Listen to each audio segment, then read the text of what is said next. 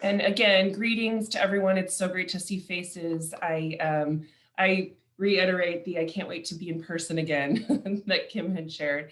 I'm Jocelyn Morning with the Family Conservancy, and just some quick housekeeping. Again, we are recording this session. I'm happy to provide this recording to you after the session if you wish. You'll just send me an email. I can place my email address in the chat at the end of the call. So today we're going to hear from Paula Neth, President and CEO, Jenny Brandt, our Director of Early Care and Education, and then Casey Thomas, our Director of Impact and Strategy, all of my esteemed colleagues here at the Family Conservancy. We're going to present the updates and the data for the first portion, and then we've reserved a good chunk of time at the end to address questions, provide answers, and just have an open dialogue around some of the trends that we're seeing here in the Kansas City Metro. So we do encourage you to keep your cameras on, or if you're eating lunch, turn your cameras off, that's fine. But we will ask you to keep your mics muted for now. And then of course, at the end for the question and answer, please feel free to unmute.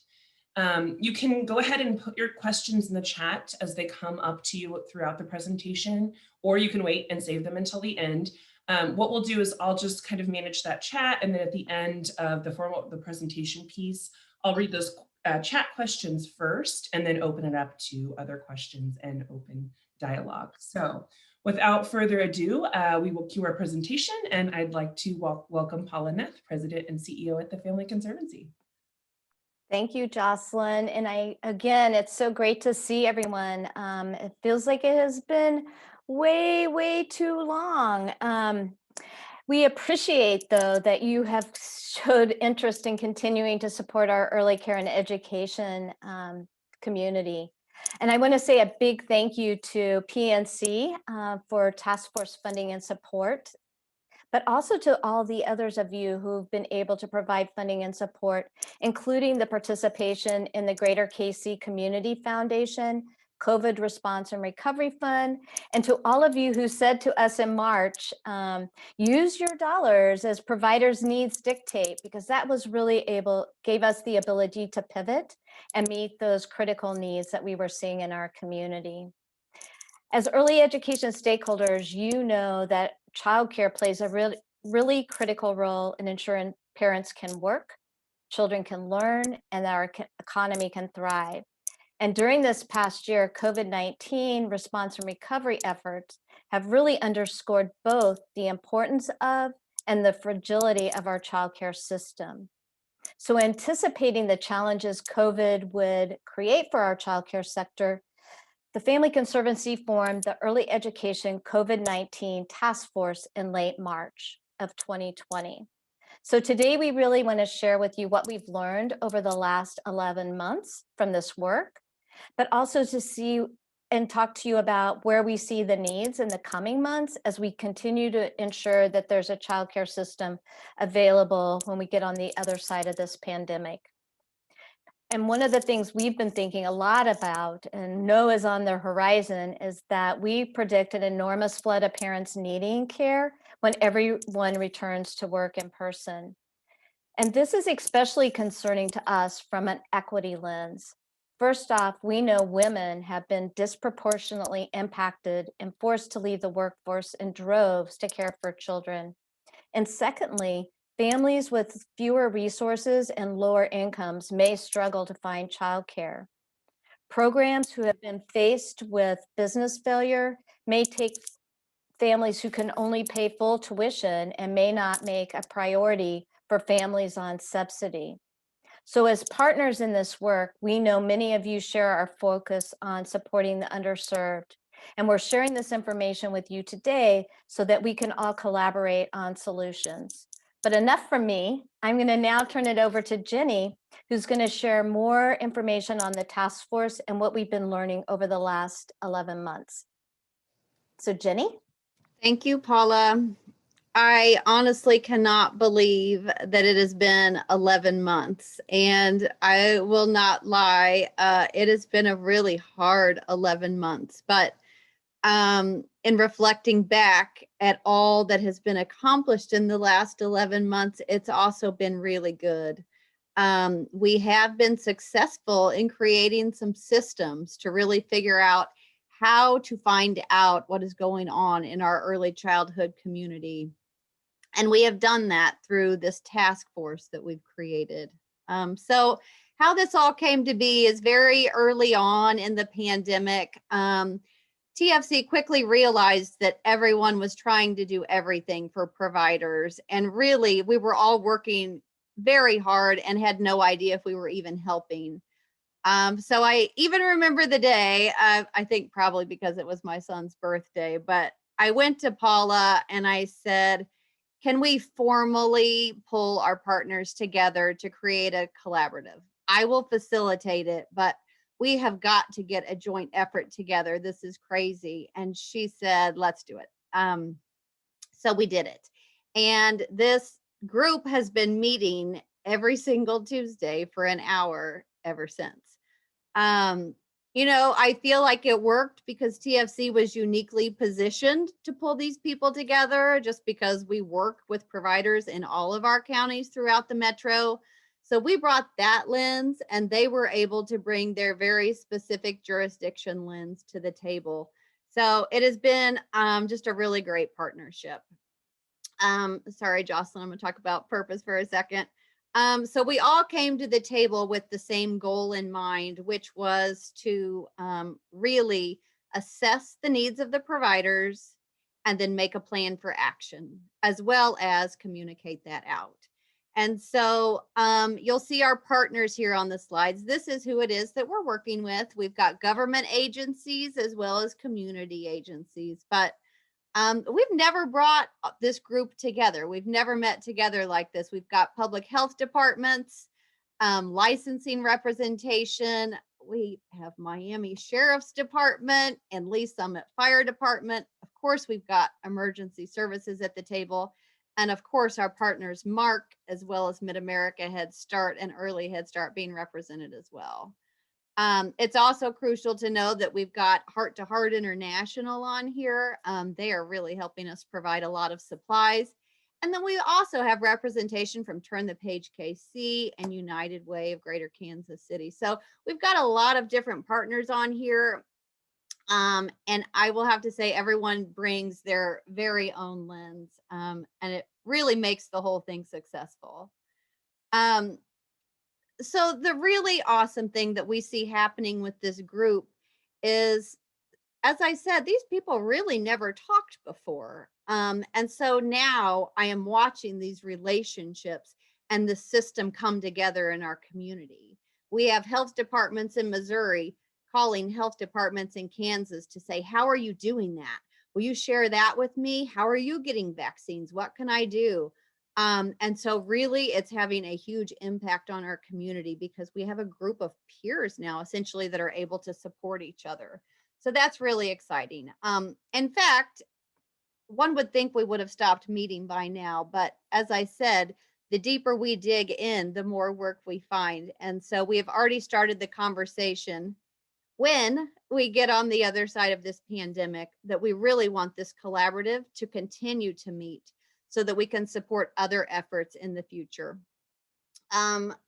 So to that, one of the first things that this group looked at. So essentially this group is coming together so we can determine the state of childcare, right? So one of the first questions at TFC that we brought to the table was, what is the supply and demand? Do we know how many programs are open and closed?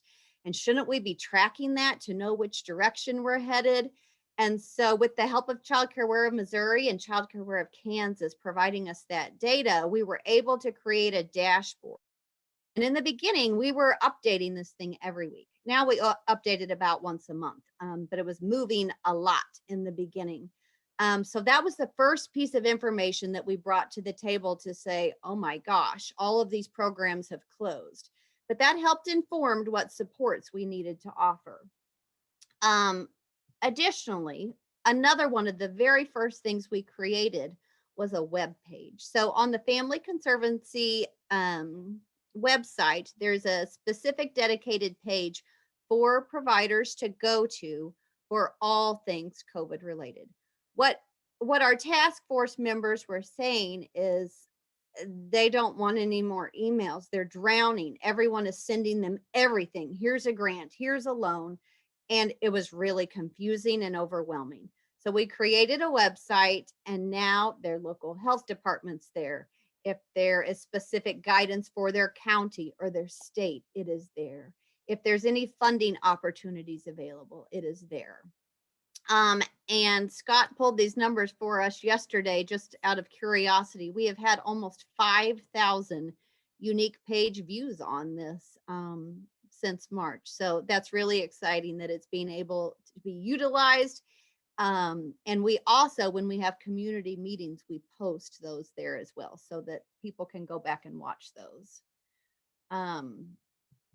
So another thing that is posted on this webpage, which was a big need in the beginning, was supplies. So we knew we had to figure out some way to figure out what everybody needed and then get them the supplies that they wanted. And this was a heavy lift. We were fortunate that we had Community Disaster and Resiliency Network on our task force. So they already had a survey created that one would use like in a disaster. So we took that and just kind of adapted it for childcare providers and used the lens of PPE and cleaning supplies. And so then we had a survey to roll out. So we accomplished that. But then we had a new problem, which was we get all of these responses and what are we going to do with all of this? So a donations management system was created. And so now we have donations management, and we also have Heart to Heart at the table that's got some supplies. So when the survey links come in or the survey responses come in, we have task force that monitor those responses. They match the needs to the supplies that exist, and then we send the supplies to the local jurisdictions and they get them out to the providers. So this is like huge improvement, and it is a real system of getting these materials out the door. Now, that said, that doesn't mean we always have enough supplies to give, but at least there is a means to get them out. So another thing that was coming up though, so we get program supplies and the stay-at-home order lifted, and people started asking, how can I reopen? I want to make sure I'm following the right guidelines. Which are the guidelines? So this is a really tricky thing. I'm sure you all get this in Kansas City. People cross the state line, the county all the time to go to work, to go wherever they're going. And a lot of programs are in Kansas City and they're also in Platte County. So whose guidelines do they follow? Because every single jurisdiction has their slightly own guidelines to follow.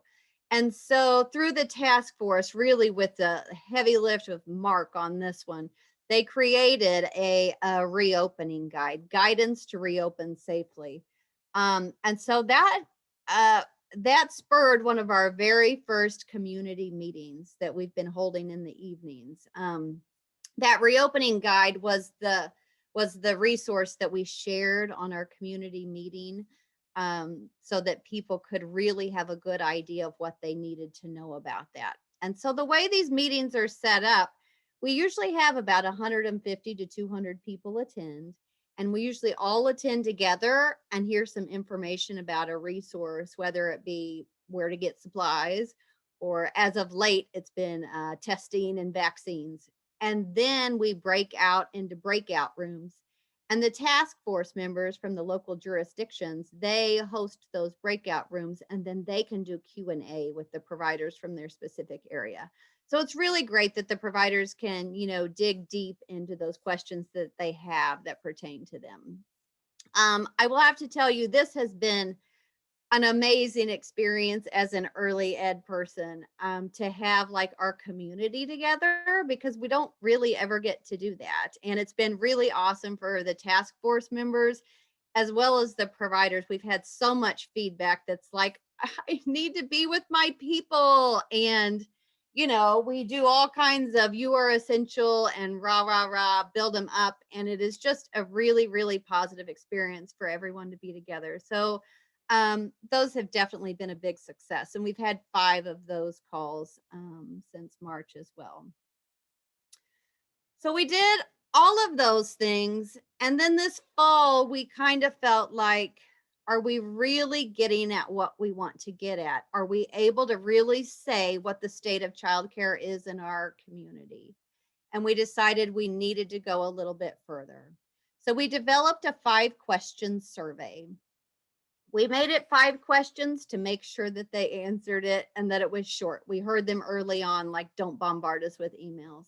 So this goes out every month. And it essentially, for us, the goal is to help us inform the bigger picture of what's going on. So we can kind of keep the pulse on that. So how are you feeling this week? And we use a linear scale. Are you in jeopardy of shutting your doors? Are you really stressed out? Or are things actually going better this month? Are you currently accepting new children for enrollment? What supports do you need? And then also, if you received supports, which ones were helpful? Because that's a question going through our mind too. Are we giving them the right thing? Did this work? So this is really helping with our feedback loop of hearing their information and then checking to make sure what we're doing worked. And how can we help you the most right now? So I just sent that out yesterday, actually. So we have now sent this out 2 weeks in a row. Jocelyn, do we have the slides for some of the results from that? Yes. So accepting new children, you can see this number has gone up, but this has, more than half of them are accepting new children. Also, you will see that the majority of them are saying that they need more support. Almost all of them. And that looks a little bit different every month. But as you'll see in the next slide, the top 3 things really are the main things. And those are the ones I really want to get into a little bit further today. So as you'll see, revenue, PPE and cleaning supplies, and then the workforce. So as I mentioned with cleaning supplies and PPE materials, we need the community's help for that. Obviously, we don't have enough, but at least we have a system in place. For staff, they cannot find staff. And honestly, this was a problem before the pandemic began. So this situation has only made this problem even worse. So this is something we very much want to turn our focus to. And at the Family Conservancy, we have felt like we've been hearing this for too long. We've got to come up with a resource. So we're working on a job board and we hope to have it rolled out early March. We're just going to use a plugin that we'll use with our website, and then providers can go and post their jobs there. It's not going to create people in our field, but it will hopefully create a system of a place for people to at least use one uniform place to be going to, and for people to go to check for jobs as well. And we're partnering with Mark on this at the same time that we roll out this job board. We're going to be pushing out Teach Scholarship information as well as CDA information. So really partnering with the workforce development subgroup of Partners in Quality on this. However, enrollment, that's that biggest one right there that says revenue. They don't have children in seats. And if they do, it's by no means 100%. And what that means is there's not dollars coming in the door. And the number of these surveys that say, if I don't get children in the door, I'm going to have to close my doors is concerning. It's really concerning. And so this is something we want to talk a little bit more about. And so Casey is going to share some of our summarized supply information that we've been tracking. I want you to keep in mind, we are not researchers. We have really been getting this information from Child Care Aware so that we can tell the narrative of our community of are more centers open this week or down this week. And so please do keep that in mind, but it will definitely tell the story. Casey? Thank you, Jenny. Yeah, so unfortunately, some of the child care programs in our community have made the difficult decision to close their doors permanently. And what you're seeing here is permanent childcare closures in 2020 across the Kansas City region. 130 childcare programs have closed, and this totals a loss of 3,201 childcare spaces. So really devastating to the early childhood community. I wanted to provide a little more context around the numbers you're seeing. First, when we're talking childcare programs, we're discussing licensed childcare programs. So I think that that's important to keep in mind. And secondly, really wanted to provide more information around what a permanent closure is. A permanent closure is being counted as when a childcare program no longer has an active license for the state with the state for a period of 6 months. So if their childcare license expires, there's a 6-month window, and then they essentially fall off. But 6 months is important to keep in mind as you're viewing this data, because then that means that we have a 6-month lag in the data that we are showing here. So even after we are out of the trenches of the COVID-19 pandemic, it's going to really take us half a year to see what this means in terms of the loss of childcare spaces in our community. But you can see here across the different counties, the number of childcare spaces in each one. The biggest loss, as Jenny was saying, initially this data was tracked weekly. Now it's being tracked monthly. When I went back and looked at the monthly data, the biggest loss of childcare spaces occurred in the month of September.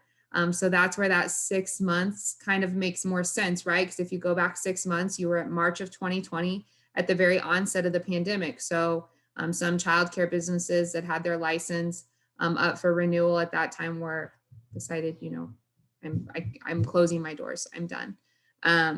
So that's important to keep in mind. We do have the January 2021 data set in, and since that time, we have unfortunately lost an additional 52 childcare spaces across 7 more programs. The majority of those additional 52 spaces were in Jackson County.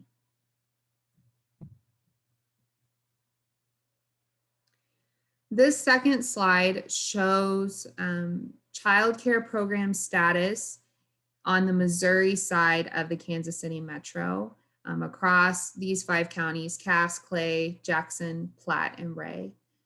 While there is data on the Kansas side, it's tracked differently. It's more of a self-report system. So it wouldn't be apples to apples. So that's why you're only seeing a snapshot here of childcare programs in Missouri. So we have the data monthly from April through December. The bar graphs show you which childcare programs are opened. And then the red line graph shows you the childcare programs that are closed. And again, this is a combination of centers, childcare centers, family childcare programs in the home, and also group homes. So how do we know when we're back to normal? We know that when this line graph doesn't exist, right? If you have a childcare program, you would be open for business. So we know we are far from that, with ending the year at 101 childcare programs still closed.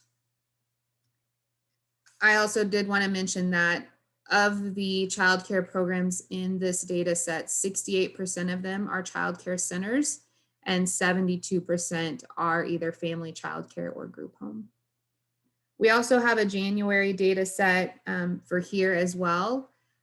The good news maybe is that we are down to only 98, not only, but down to 98 closures. However, we are at 438 childcare openings. So we know that there has been even more childcare closures just at the start of 2021.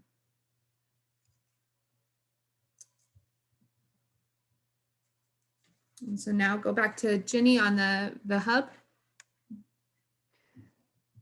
So looking at all of this information and thinking about this work, it really reinforces our role as the early care and education hub.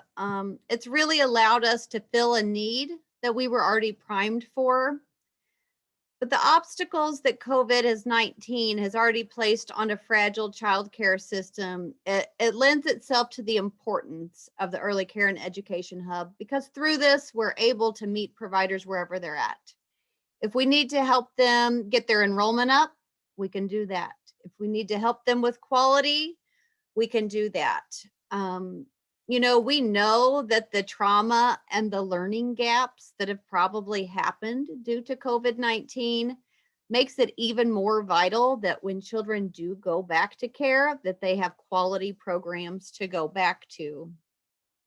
So the ability to have the hub really gives TFC the flexibility to tailor programming to the specific needs of the child care community. And we are so grateful to be in this space. The pandemic has really allowed us to come together as a community with partners that we now call on the phone in a moment's notice. Because we were able to pivot in this moment and serve in this role, we really have been able to strengthen the support systems for early childhood. However, with that said, now we know even more. I think it's very safe to say we have a much more accurate view of what's actually going on in the community, and it's concerning.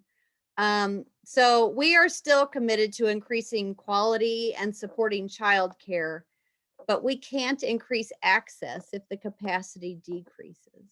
So a couple of things that I really want you all to take away from today and thinking about the big items are: 1, enrollment is still down.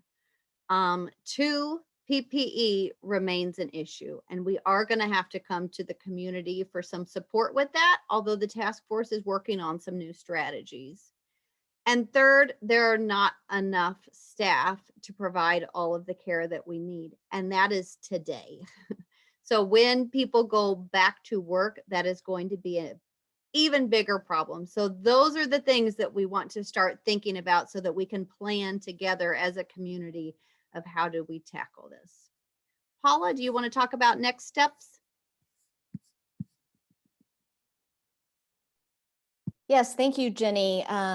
So just thinking about this, as Jenny was talking, I happened to have Scott Hall on my screen, and I was looking at his picture behind him. Was a beautiful rainbow, and I thought, wow, I wonder if there's a pot of gold at the end of that rainbow that we could access, Scott. It's a great, I love that drawing. So anyway, so kind of what's next? What we do know is that without support, it's going to continue to devastate this field, and that we're not only losing childcare teachers, but women in the workforce who are also depending on childcare. It's sort of the workforce driving the workforce. And so we don't want to lose traction where we've gained over the past few years in our systems work around quality childcare. And I feel like we're really in this moment of rebuilding our economy, and we have an opportunity to reset and rebuild our childcare system. We're working very closely with the task force and our partners at MARC and many of you to plan support and looking at policies and practices to help programs reopen and get to full enrollment. But some things that we could really use your support on is advocate. If you haven't already, please sign up for our advocacy alerts. Jocelyn's going to put the link in the chat if you haven't signed up. But right now at the federal level, we need investment more than ever. At the end of 2020, Congress passed $10 million in childcare relief funding. I think approximately 89 million is coming to Kansas and about 185 million is coming to Missouri for immediate childcare relief, but that was really just a down payment. And states have 60 days to submit plans on how they're going to spend that money. So we've been trying to share what we know the needs are as they're thinking about how to spend that funding. We also know that President Biden's plans include an additional 40 million in relief. And we know that that's being looked at right now in Congress. So we encourage you to lend your support with your legislators on passing that legislation. We also know at the state level that states are currently working on their next 3-year child care development fund plans. And we have been advocating to ensure that those plans are really looking at how we're thinking about our childcare subsidy reimbursement rates. Excuse me. Currently, our childcare subsidy reimbursement rates are set based on market rate. And we know that what our programs charge the public is not what it really costs them to provide quality care. So we are asking them to look at other ways at looking at market rate and really looking at what is the cost of childcare and what does it cost for quality. We're also giving them ideas and suggestions around workforce supports.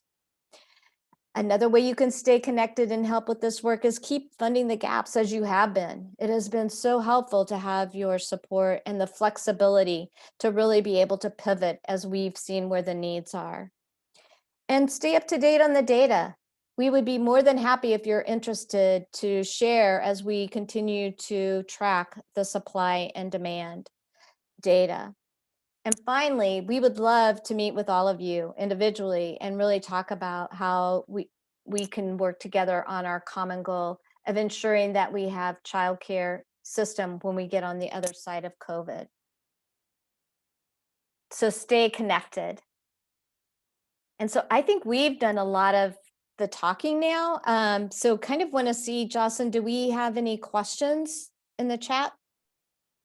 Yes, we do have a couple. So first and foremost, yes, I will be sending these slides to all of you afterwards. So I'll email you after we're wrapped up. And again, then if you also want the recording, let me know. And the first two questions that we have in the chat are around the data. So Kelly is asking if there's a breakout of the seat losses, so the over 3,000 spaces we lost. Are those broken down by infant, toddler, and pre-K seats? Casey or Jenny, do we know? We don't have it broken down that way, the way that we have it summarized. I mean, we could probably look at each of those closures and determine how much capacity they had for each age group. I think I'm not sure if we can look at it in both states. They track it a little bit different, but we might have that. You know, what's interesting on that topic, though, I wanted to mention one of the things that providers are saying in their survey in the comments section is it's infant and toddler spots that they have open, which is really odd because they always are running a wait list on those. So we're kind of making the assumption that people have their infants and toddlers at home with them. I don't know, but it was going to be an issue when everybody goes back to work. But for the moment, infant and toddler spots are actually open. And Jenny, that just reminds me too, and something that we did early on in the task force is we partnered with the Greater Kansas City Chamber to really, they were able to send out a survey to all of their members to really check on, because we have been able to really track the supply, but it's been harder for us to get our arms around the demand. And so I know we've recently been having conversations at the task force about doing another survey, Scott, where we would send that out. It's trying to figure out when's the right timing, because a few months could make a huge difference in what people's plans are. And so really trying to figure out what is the best timing to send out that survey so we can get a really more accurate understanding of what is going to be the demand and when is that demand going to happen. And so Paul, what do I'll we just need tell to you that our leadership team had a conversation about this very subject this morning. We remain committed to polling our members around this particular issue, and we plan to do it sometime, again, in the coming weeks and months. Yeah, good. Thank you, Scott. That's so helpful, because I think then we can say to the childcare community, we know parents are thinking about coming back and wanting, childcare around this time, right? I would only add, I'm working with Kaufman right now and a couple of others around their annual survey that goes out to employers. And we could probably add this in to a larger conversation that goes out each year with that group of questions. Right now, I'm trying to get Shurham, Kansas and Shurham, Missouri on board so that we can ping the hiring managers and find out what their big hurdles are. So I think we could That- probably work this in. Great. That would be great, Tori. If you need any help with the questions, just let us know.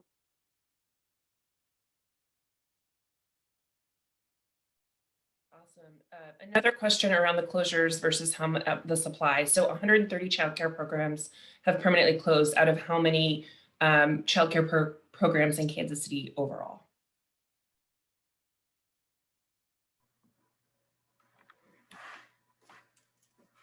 That number varies because we are continuing to have childcare programs open and close.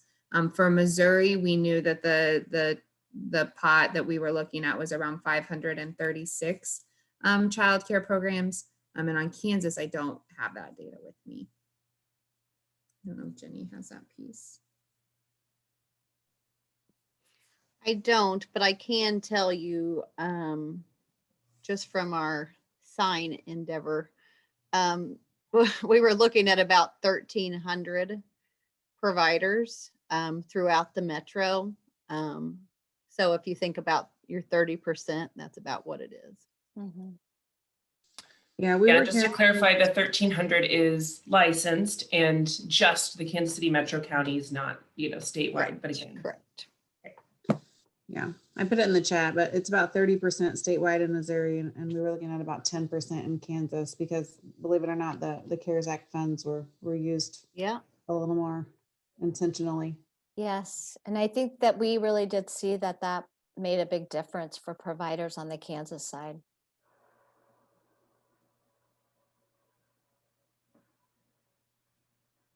Other questions? Next question is from Sarah. She's asking, is or will the task force be looking at long-term impact on the sector? Are parents who are able to changing their childcare plans long-term in such a way that some children may never return to the childcare, or infants born in 2020 may never go to childcare? And then what does that look like for the parents who cannot change their childcare plans long-term? Well, that is a wonderful question. I would say we are definitely not there yet. We're currently busy swimming in the new current data that we're trying to just pull up the current implications to keep the doors open that exist. But I think those are awesome questions in future planning and thinking forward. You raised some really good points there. This may be changing everything. Mhm. Thank you for raising that up.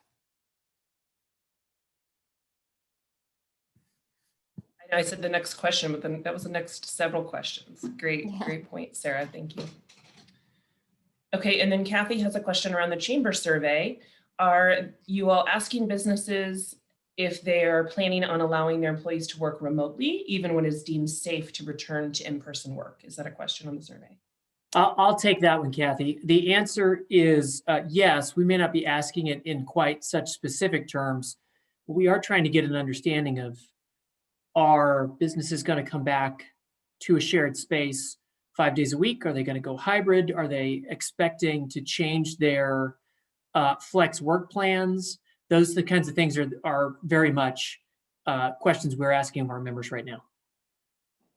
Thank you. And if you don't mind, Jocelyn, me jumping in just to kind of do a follow-up here, I just think, some of the foundations, the health foundations in the state and Health Forward, we've had conversations about what are your plans for your workforce after, this all kind of goes down a little bit. And there are several that are doing, however much remote work people want to do is fine. Others, it's like 2 and 3, 2 days in, at home, 3 days at work. I just think it's moving forward. How difficult does that?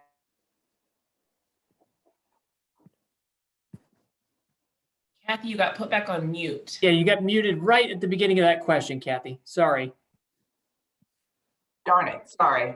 It just seems like it would be difficult to really project with any certainty the number of childcare seats that are going to be needed in the future. I think there are some people that have young kids that are like, oh my God, as soon as I can go back to the office and get these kids in childcare, I'll be there.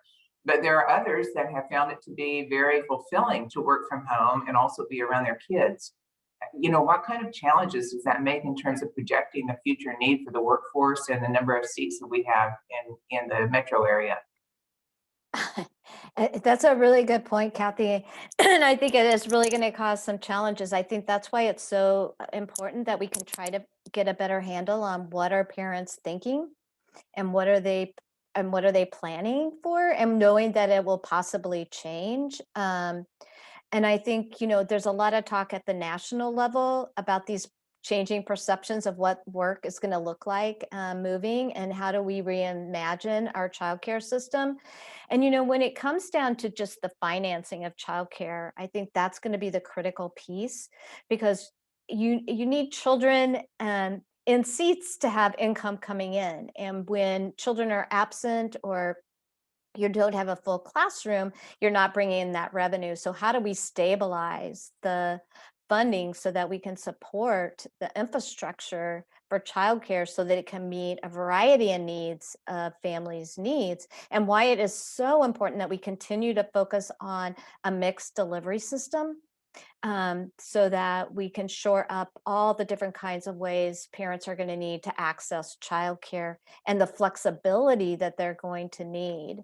And that means looking at our policies and practices around childcare subsidy and other funding streams, and how do we, I'm not sure, continuing to layer on layer and layer, but what's that going to need to look like so that parents have that flexibility they need for what's best for their children and their family.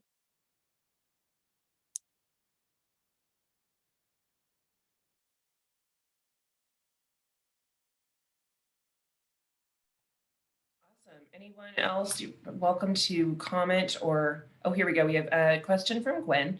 Is Head Start funding based exclusively on census data, and or is annual usage a factor? I'll pick on Paula for that one. Yes. So the best way that so Head Start funding is based on a per child reimbursement rate. And so I'm not sure is Head Start based exclusively on census data or an annual usage factor? Head Start is a grant funding program. And so I think that when people apply, it's based on what they see as the demand in their community, which is based on census data. And so I believe right now in the Kansas City metro area, what are we like at 14% of Head Start children have access to Head Start services across the metro? And so, am I answering your question, Gwen, or getting at your question? Well, and my very smart colleague Whitney is throwing a whole lot of data at me here, so I'm trying to read that too. But in answer to it in our other chat. But my question is, I'm assuming this is nationwide. We know this is a problem nationwide, and so I was just curious about what the danger of federal funding, not next year, but probably as we go into 22 and 23. Is there any jeopardy that lack of usage of those Head Start seats, would we show a decrease in the federal funding that's passed through because of that reduced usage? But it sounds like it's all census based, and if that's the case, yeah. And I will tell you, Head Start has been a great supporter during this pandemic, because they know that they needed to shore up the childcare spaces, the current Head Start spaces, because they needed it to be available when we're on the other side of the pandemic. So they continued to fund spaces even when we did not have children in person.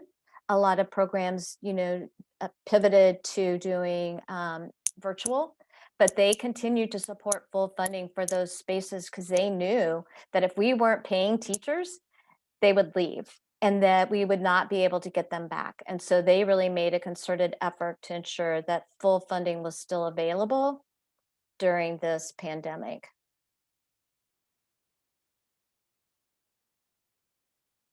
And sorry, I realized I have on a necklace and it keeps pinging with my headset. So I'm going to try to hold my headset out if you're hearing a pinging noise.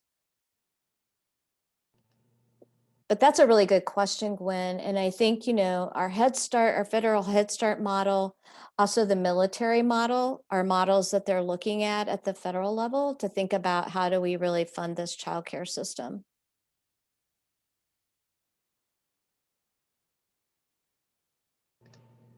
Hey Paula, it's Kim.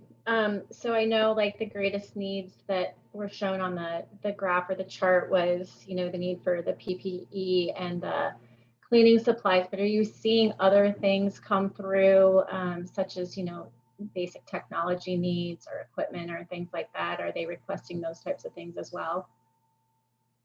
I think I'll let Jenny. Jenny, what are you seeing on Well, that end? There's an array of things that come through, but there's not a ton of technology. We see that people want more opportunities to connect with their peers. I think, hello, don't we all know this? We just started the meeting by saying, I wish I could see you. But we are working on creating more opportunities for that just because they need to be with their peers and hear how are you doing it and whatnot. As far as other supplies, it's not really technology that's coming up. It's more like more in-depth needs that are COVID related, like do you have diapers? Do you have formula? Do you have like plexiglass dividers, or you know what I mean, extra buckets for us to put our supplies in or things like that, but not so much technology. Okay, thanks. I was just wondering, with some of the virtual learning and stuff that's happening, how if the needs were there for the technology pieces. Thank you, though.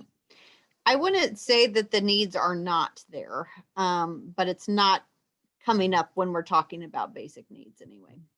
Okay.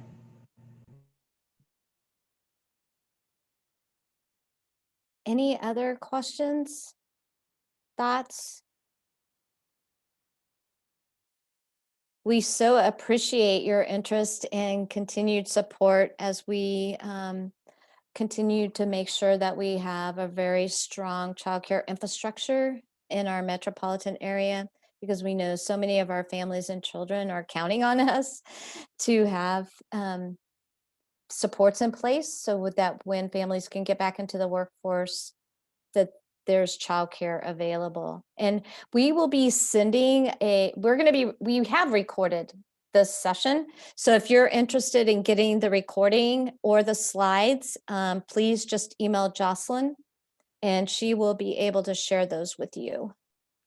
And Paula, I will go ahead and just send everybody on the call the slides because it's a smaller file. But if you do specifically want the recording, let me know because that's going to be I'll have to send that individually. So. And we look forward to having future conversations with all of you individually as we are continuing this work. So thank you all so much for your time today. We appreciate you so much. And we look forward to the day that we can all be together again in person. Thanks, everyone. Thanks for all your work, guys. Thanks, Kim. Bye. Bye.